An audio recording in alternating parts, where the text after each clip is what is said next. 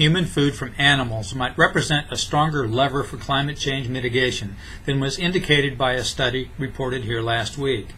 That study by Chatham House of London cited an estimate that 14.5% of the world's total greenhouse gas emissions come from livestock and supporting activities. It argued that keeping globally average temperature within official targets required attention not only to energy use but also to eating habits. Last week's point here was the political hopelessness of coercing people to moderate consumption both of affordable energy and of meat and dairy products.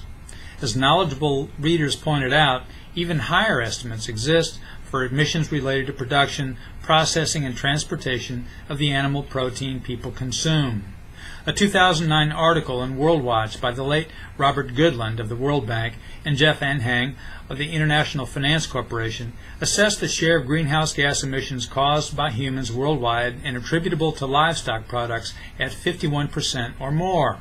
The article critiqued a 2006 study by the United Nations Food and Agriculture Organization asserting a much lower number. It offered new data to account for what the authors argue are uncounted and misallocated emissions related to livestock products.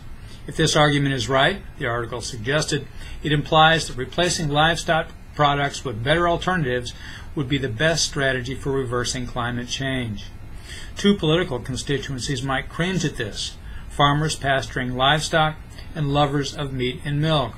For the latter group comes work by a new industry developing protein-rich food not derived from animals.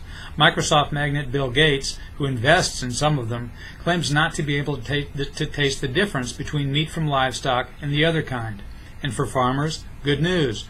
The non-meat protein comes from plants, which someone has to grow.